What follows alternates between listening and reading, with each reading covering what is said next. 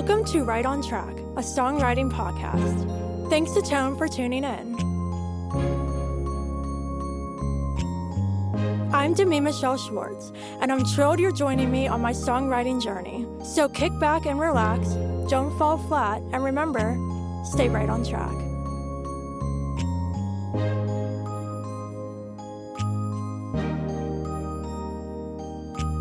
Hello, welcome back to Right on Track. I am so excited because joining me today are Greg Pierson and Stephan Young from the Pierson-Young Project. Hey guys. Hey, how you doing? Hey, how are you? I'm great, how are you? Good. Well, I'm so excited you both are joining me today because we're going to be talking all about writing music with positive messages. But before we dive into that, can you share with everyone a little bit about your songwriting journeys and also how you started the Pierson-Young Project? Well, the Pierson-Young Project started actually as just two friends that got together, and we had known each other when we were teenagers and performed a little bit together at that time. And then Steve in 2016 gave me a call and asked me if I was interested in maybe putting together a CD because he had some music and he knew that I had some music. So we got together, figured out what we were going to record, and then we were able to meet with the producer, Bobby Fisher, who's very big in liturgical music, and he agreed to produce us. So we went into the studio, and then we produced our first CD, which was "Hope Is Alive," and from there, not really knowing where it was going to lead, we said, "Well, let's just let's just call ourselves the Pierson-Young Project," which kind of left it open to whatever would happen, and see where God leads it from there. So at that point, that's where it all started. Awesome. Is there anything you want to add, Stephen? no, just you were asking how we got into music. I actually picked up an old guitar my dad had in a closet. He'd never learned how to play, and I thought I'd learn how to play, and was kind of self-taught for a while, and started hanging around with some people like Greg and learned a lot more, and things just went from there.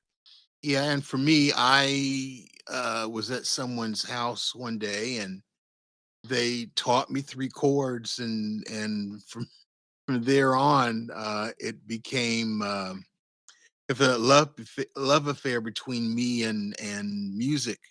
I didn't realize how much of a passion I had for it until that door was opened for me. So ever since then, it's been music, music, music. I love that. I kind of have a similar experience because when I was really young, when I was 10, I started piano lessons and I realized right away I had a strong passion for piano. And then it kind of snowballed when I joined choir and then studied music in college and learned guitar. But like at that, early stage, you don't really know how much music is going to become in your life until it actually becomes this big passion. I think that's one of the most special things. Yeah, I think that's really why it's so important for young people to get that opportunity. To be exposed to music, and it's kind of a shame that in a lot of the schools, music is the first thing to get axed. But I think music has so many powerful qualities uh, for everyone, no matter what age. I completely agree. Yeah, my high school actually tried to cut the arts. And I remember me and a bunch of other students actually wrote a bunch of letters to give to the administration fighting against that. and we were able to, hold up choir to stay. Yeah. But there are so many schools around the country that are cutting the arts, which is so sad. Because, like you're saying, like music can do so much. It's not just in music classes, you're learning the technical things and all of that. Like when you really get into music and how powerful it is, it's so important, I think, for everybody to be exposed to music, and especially for children growing up. It should be a huge part of their lives. So, yeah, I'm hoping that we can continue to spread awareness of how important music education is to kind of keep that alive in schools. Yeah, yeah. Well, fortunately, there are some artists out there who are beating that drum, Mm-hmm. and talking about the importance of having that exposure to it for young people. And there have been so many different studies. I remember reading a few years back just how many studies there have been that have proven the effect of music for kids, even in terms of just academics, and things like math. Music can have a really profound effect.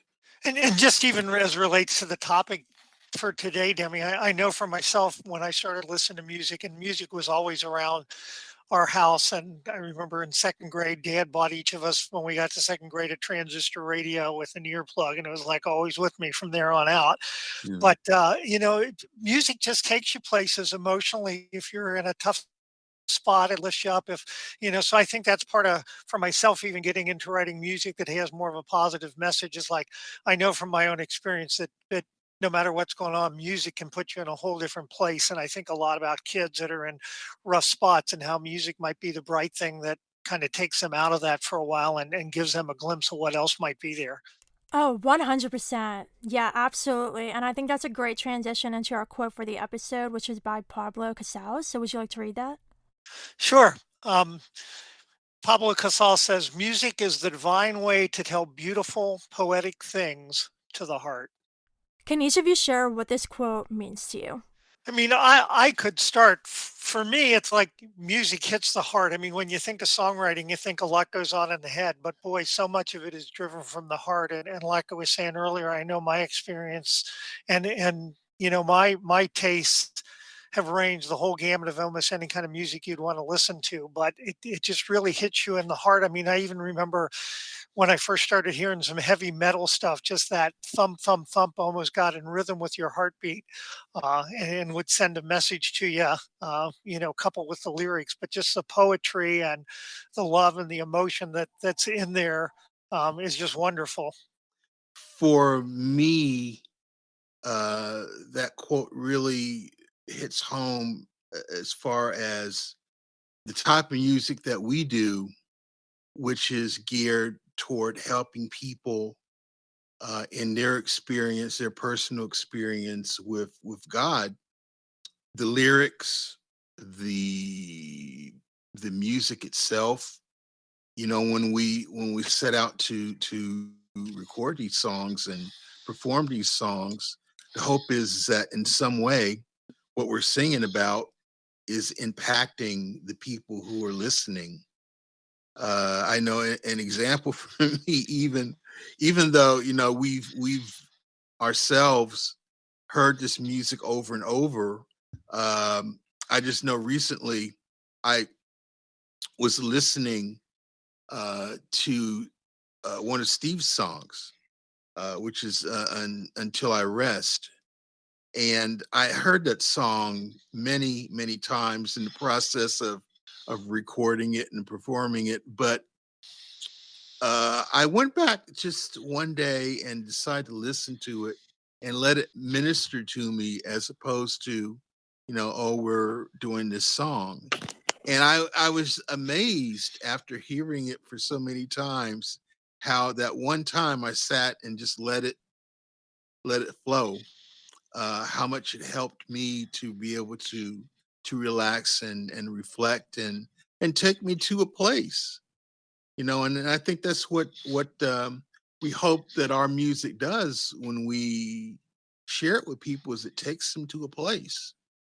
Wow, both of you said incredible things. So I love how, Stephen, you kind of touched on the whole, writing from the heart, not necessarily your mind. And then Greg at the end there talking about even listening to your own music and allowing it to make you feel something.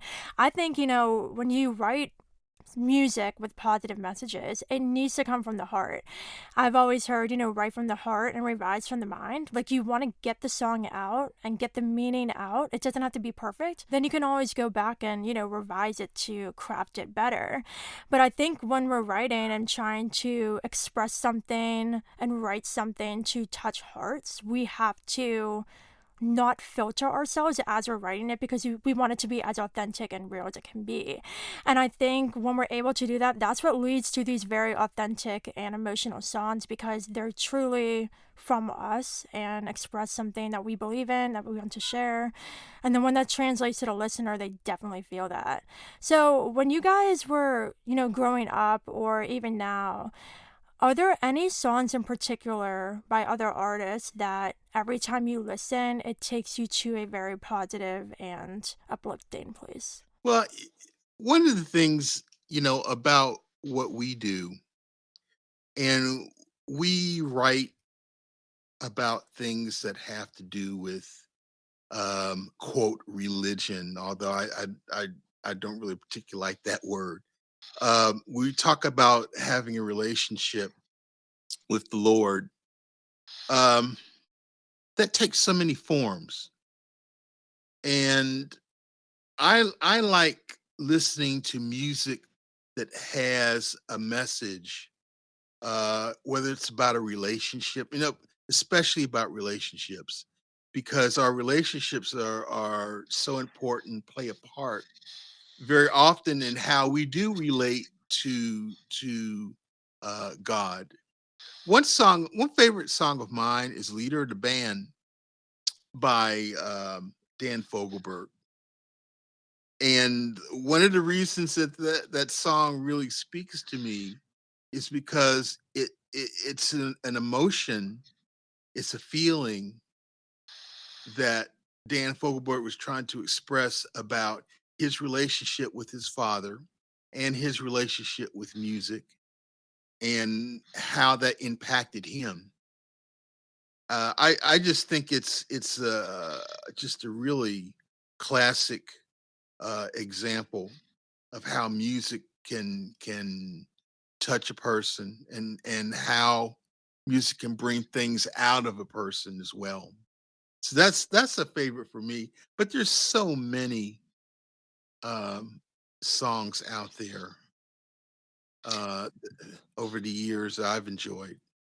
Yeah, I would probably need to name 100 songs to do it justice, but I know one of the things that speaks to me is the harmonies. When there are a lot of really nice harmonies, there's something about that, because even though it's several different voices, it's almost like they're singing as one. And even though there's a lot of work that goes into being able to sing those harmonies, it just sounds so beautiful, that it takes me to a different place, and makes me just feel the power that's there in the music by a few voices being together. Oh, wow. I love that. That's bringing back so many memories from when I was in choir. That was always the most beautiful thing, singing as a group and like bringing that magic to life together. So I completely agree with that. One of my favorite moments is in performing, is when we're doing one of the songs where I get to be, quote, the leader of the band or whatever, the front man, because I can just hear and experience and feel behind me the rest of the band and the harmonies and all that, and they just kind of wrap themselves around you as you're singing, and it's an experience I really look forward to when we have a big group of musicians and singers behind us once in a while. Yeah. Yeah, no, that's beautiful. And I think that ties into what Greg was talking about with the relationships, because when you're performing, like it may be the relationships mentioned about in the song, like you were talking about, Greg, but also when you're creating this music and the way you guys perform live, you're creating those relationships and making those strong, amongst the musicians, but then also building that connection with your audience. And so I think with music with positive messages, that's so important. So can you share some experiences or favorite memories of when you truly felt this connection happen? Well, I would say, one thing, Greg and I are involved in an event at our church, or at my church, that works with immigrants and refugees who are coming into the country, and we do a big fundraiser every year. And so we have a huge group of musicians who volunteer their time to play songs, and it's not uncommon for us to have 20 or 20 some people on the stage, especially at the finale. And that's just this experience of just being in a whole different world where all these folks, some of whom we've just met that night when we're doing the show, and other folks we've known for 30 years, just all working together, and just the quality of the sound and just the love that is there, that everybody's giving of their time to make this happen. And because of all the instruments and people we have involved, it just has such a powerful song. It's kind of a unique opportunity to do different arrangements with some of the songs we've written. That in my recent memory, that's just one of the most overpowering experiences. And sometimes when I'm having a bad moment, all I need to do is think back to one of those years we've done that in the finale, and it takes me to a whole different space. For me, that certainly is um, a great time when we get together and do that. I think also another time for me would be there's a church where we have performed a few times in the past few years, called House of Joy here in Cincinnati, and the pastor there, he does a workshop, music workshop, gospel music workshop in New Mexico every year. And the first year that I was able to go and be involved with that, that was something really special because I met people from all around the country. That was Steve had been already, and this was my first time. And just to be able to sing with people that I've never met, that we formed a bond and a relationship, and that all culminated with a concert we did the at the end of the week, and that was special because it really felt a spirit there of unity, and the music was very powerful, and that that's a special time that I can think of for me. Wow, incredible. I have so many similar memories of getting together with other musicians and singers for concerts that you just met that day. And then later on, you put on something so magical and you all come together to create this special thing. And I think that's one of the most beautiful things about music is because it's so universal and so powerful and such a big part of our lives. It truly brings people together. And you can meet somebody 1 second and then hours later be on stage with them singing, and it's like you've known them your whole life. And every single time I get the chance to do something like that, it absolutely blows my mind feeling the magic of music. That's why music is such a powerful force. Exactly. So, what are some of your favorite original songs that have these positive messages, and why are those your favorite?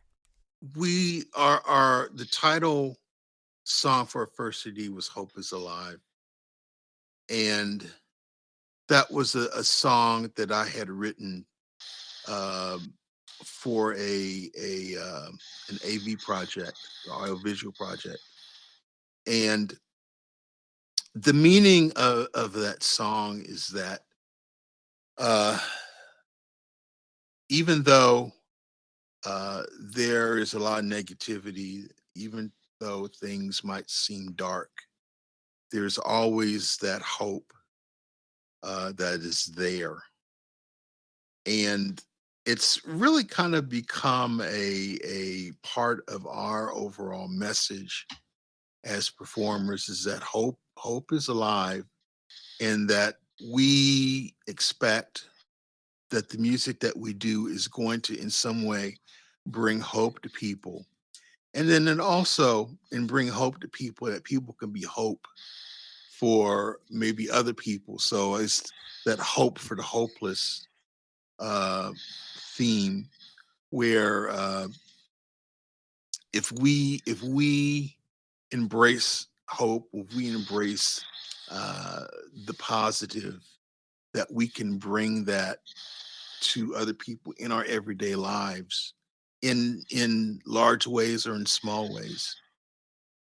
I think one of the big highlights um, for me in that song is I had someone, a lady in a wheelchair, come to me and tell me, I listen to that song every night and it helps me get through. It helps me get through all the things that I have issues with. So, Wow. for me at that point, that made it all worthwhile. For sure. Wow. That's incredible. Wow. Yeah, I have a song I've written called Neither Do I Condemn You. And if somebody would have said before we went into the studio for the first CD, hey, you have to cut one song, it's the one I probably would have cut. And it's become very popular and it's taken on kind of a life of its own. And what's fascinating to me is how songs that you write, different people hear different messages or take a different spin on it. And that one just has become one where it's like, we don't condemn one another and we shouldn't judge one another no matter who we are. And when you meet somebody for the first time, your message should be, look, I don't condemn you. Who are you? This is who I am. We're sharing a space together. Let's do that. And just people have come up to me and said, the experience they have with that song or how they interpret it. And it's different than what I originally wrote it to be. And it's just become very powerful in that way for me. Wow, that's incredible as well. So, you guys definitely have experience writing songs with these positive messages. So, what tips do you have, or what are some techniques that you've gathered over the years that allow you to craft these songs authentically? I think for myself, there's a couple things. One, it's figuring out the role of the heart. I mean, it's easy to get an idea for a song and kind of craft it. And sometimes you can hear things on, the airwaves or whatever that, somebody has played around with it intellectually and it's just been kind of like a game. But to really hear it from your heart or experience your heart, and the second tip, I don't know how you'd put it into like a one little this is a tip or trick, but for me, the experience I've heard, like years ago, I heard Pete Townsend say that people come to see the Who to kind of escape from their life and get away from things and you know be in a different space for a while. And I realize when I listen to songs that I've written or I hear a new song that Greg written, the exact opposite of that happens. That our songs tend to take people where they are and have them look at themselves and say, "Hey, accept yourself for who you are and find joy in that and share that joy and that self with others and to be very cognizant of who you are and where you are, not to escape from the world but to be very present and to kind of transcend. And for myself personally, I know that transcendence leads me to kind of an experience or a sense of God or the oneness in the world. But I think our music really encourages people to look into themselves and to accept themselves and to go to that space where we're all one and we all need to work together to be that, as opposed to some kind of escapist, hey, how do I write a song that takes somebody totally away from who and where they are. Well, for me, songwriting has really evolved over the years, and now I really try more to craft it more so than when I first started off. I think when I first started off writing songs, I was putting words together, which is the first part of it. But now I look at how I want to say what I want to say.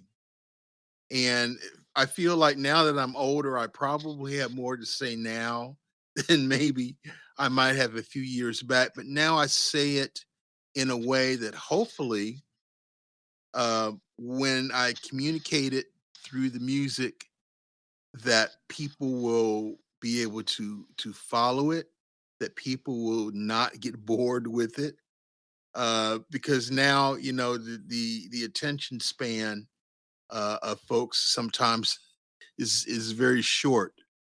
So now I've tried to learn more how to get to the message a little quicker than I might have, and maybe not use as much wording as I might have in the past. And I think as a result, I think I'm writing. I believe I'm writing better now than I probably did when I first started off. Oh, well, that's perfect. I mean, I think, both of you hit on the two important things. It needs to come from the heart and be meaningful, but it also needs to be well crafted. And that's what makes a great song. And I think over time, the more you songwrite and get experience and learn, the better you're going to get. And I think, reflecting on that, like where you were a couple years ago, there's nothing wrong with that because there's growth all the time. And I think, as you continue to write these songs and look inward yourselves and find what you really want to say, you're going to be able to communicate that with your listeners. So, I have one more question for both of you. So, overall, why do you think it's so important for people to listen to music with positive messages? Because it's not a given that they're going to hear it in a lot of the places. You know, um, I think so much of music now has become commercial, and the purpose of it is to make money with it. And I think with that, there are um, a lot of things that are left on the table in terms of real writing from the heart. I just think as my when I set out to write something, I think about what it is that I want to say, and what effect what I'm going to say is going to have on someone else, and what the impact is going to be. So I just feel like what we do is important in that we're if no place else from us they get something that's going to be um impactful to their hearts, to their lives.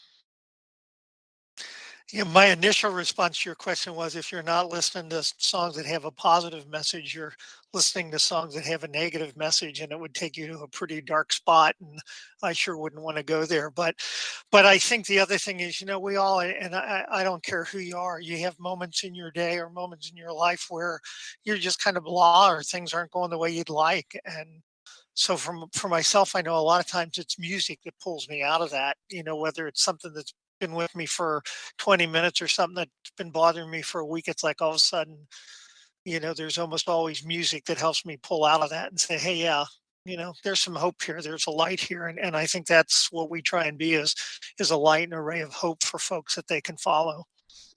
Wow, that was absolutely beautiful, both of you. Thank you so much for joining me on the show.